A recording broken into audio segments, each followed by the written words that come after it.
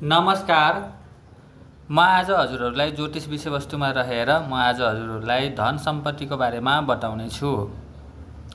ज्योतिषशास्त्र अनुसार 2 नम्बरको घरबाट धन सम्पत्ति हेरिन्छ, 11 नम्बरको घरबाट पनि धन सम्पत्ति हेरिन्छ, 5 नम्बरको घरबाट पनि धन सम्पत्ति हेरिन्छ, 9 नम्बरको घरबाट पनि धन सम्पत्ति हेरिन्छ, 8 नम्बरको घरबाट पनि धन सम्पत्ति हेरिन्छ, 6 नम्बरको घरबाट पनि धन सम्पत्ति हेरिन्छ, 10 नम्बरको घरबाट पनि धन सम्पत्ति हेरिन्छ है। 2 नम्बरको घर, 5 नम्बरको घर, 11 नम्बरको घर, 10 नम्बरको घर, 6 नम्बरको घर, 8 नम्बरको घर, 9 नम्बरको घरबाट धन सम्पत्ति हेरिन्छ। हजुरले जब कुनै काम गर्नुहुन्छ भने त्यो काम, प्रोफेसन, तपाईको कर्म 10 नम्बरको घरबाट हेरिन्छ। अब 10 नम्बरको घरबाट काम गरिसकेपछि हजुरले जुन इन्कम गर्नुहुन्छ, जुन तपाईले धन कमाउनुहुन्छ, त्यो 11 नम्बरको घरबाट हेरिन्छ। हजुरले कमाएको धन, जस्तै तपाईले 10 नम्बरको घरबाट कुनै काम गर्नुभयो, तपाई एउटा कम्पनीमा काम गर्नुहुन्छ, तपाई एउटा सफ्टवेयर इन्जिनियर हो, महिनाको 1 लाख रुपैयाँ तपाईको सेलेरी छ। अब 11 नम्बरको घरबाट तपाईले 1 लाख रुपैयाँ सेलेरी पाउनुभयो। 10 नम्बरको घरबाट काम गर्नुभयो, 11 नम्बरको घरबाट तपाईले 1 लाख रुपैयाँ तपाईको सेलेरी आयो। अब त्यो 1 लाख रुपैयाँ जुन सेलेरी छ, त्यो सेलेरीबाट तपाईले कति बचत गर्नुहुन्छ? महिनामा 5,000 बचाउनुहुन्छ कि 10,000 बचाउनुहुन्छ कि 15,000 बचाउनुहुन्छ? त्यो बचेको जुन बचत छ पैसा, त्यो 2 नम्बरको घरबाट हेरिन्छ। हजुरको एउटा किराना पसल छ।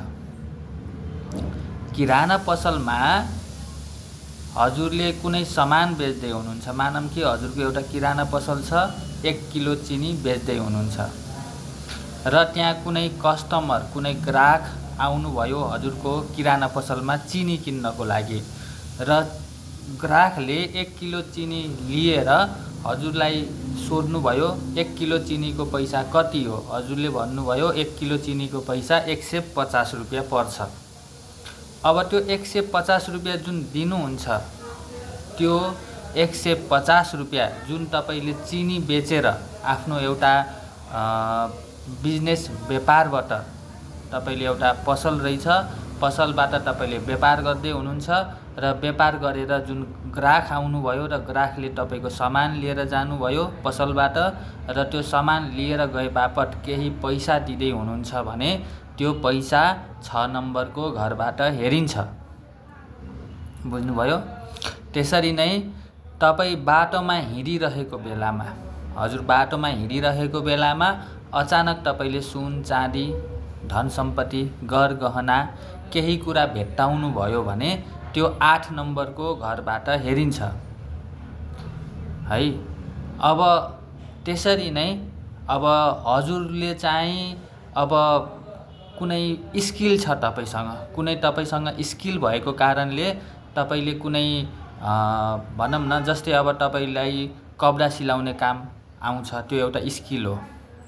हजुरलाई सफ्टवेयर इन्जिनियर हुनुहुन्छ भने त्यो इन्जिनियरमा पनि तपाईलाई एउटा स्किल छ। तपाईले कुनै एउटा स्किल सिक्नु भएको छ, मतलब एकाडेमिक कोर्स मात्रै होइन, तपाईले स्कुल पढेर सर्टिफिकेट मात्रै नलिएर हजुरले कुनै कोर्सबाट पढेर होइन कि स्किलबाट, आफ्नो आइडियाबाट केही काम तपाईले गर्नुभएको छ र स्किल मार्फत पैसा आउँछ भने 5 नम्बरको घरबाट हेरिन्छ।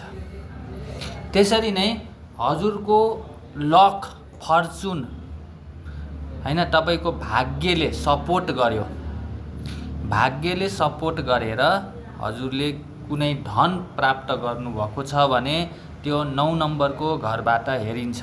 जस्तै उदाहरणको लागि हजुरले अब कुनै मान्छेलाई अब 10-20 रुपैयाँ दिनुभएको थियो, तर त्यो मान्छेले अब हजुरलाई रिटर्नमा अब 100 रुपैयाँ दियो। कुनै मान्छेलाई दुःख समस्या पर्दा तपाईँले उसलाई 1 लाख रुपियाँ दिनुभएको थियो, त्यो मान्छेले अब जब 2-4 वर्षपछि त्यो मान्छेले धेरै धन सम्पत्ति कमायो अनि उसले चाहिँ तपाईँलाई 10 लाख रुपियाँ दियो भने त्यसमा चाहिँ के भयो भन्दाखेरिमा हजुरको त्यो भाग्यले त्यो कुरा प्राप्त गर्नुभयो। या त्यसमा चाहिँ भनौँ न तपाईँले कुनै मानिसलाई केही हेल्प गरे बापत त्यो मानिस खुसी भएर तपाईँलाई उसले केही इन्ट्रेस्ट सहित केही कुराहरू दियो भने त्यो कुरा 9 नम्बरको घरबाट हेरिन्छ है। अब हजुरले के बुझ्नुभयो भन्दाखेरिमा 11 नम्बरको घरबाट हजुरले कुनै कम्पनीमा काम गर्दै हुनुहुन्छ, त्यो कम्पनीमा काम गरे बापत हजुरको कुनै इन्कम सोर्स आइरहेको छ, सेलेरी आइरहेको छ भने 11 नम्बरको घरबाट हेरिन्छ। त्यो सेलेरी आए बापत हजुरले कति पैसा बचत गर्नुहुन्छ ब्याङ्कमा, महिनाको 1 लाख रुपियाँ सेलेरी आएको थियो, तपाईँले 5,000 मात्रै बचाइराख्नु भएको छ भने त्यो 5,000 रुपियाँ जुन बचत छ तपाईँको त्यो 2 नम्बरको घरबाट हेरिन्छ। हजुरको 6 नम्बरको घरबाट हजुरको कुनै पसल छ, कुनै व्यापार छ, कुनै बिजनेस छ, त्यो बिजनेसबाट कति पैसा आउँदैछ, ग्राहकको गोजीबाट, कस्टमरको खोल्टीबाट या कस्टमरबाट भने 6 नम्बरको घरबाट हेरिन्छ। बाटोमा हिँड्दै हुनुहुन्थ्यो, हिँड्दा अचानक तपाईँले केही बाटोमा कसैको धन सम्पत्ति केही खसेको, केही सुन चाँदी रुपियाँ पैसा भेट्टाउनु भयो या अरूले आएर तपाईँलाई दिए हैन। कुनै मान्छेको मृत्यु भयो र उसले तपाईँलाई उसको छोराछोरी रहेनछन् र दाजुभाइ पनि नभएको कारणले तपाईँलाई उसले सम्पत्ति छोडेर गएका छन् भने त्यो 8 नम्बरको घरबाट हेरिन्छ। तपाईँसँग कुनै स्किल छ, कुनै एजुकेसन छ, कुनै तपाईँले स्किलबाट केही तपाईँले पैसा कमाउँदै हुनुहुन्छ भने 5 नम्बरको घरबाट हेरिन्छ।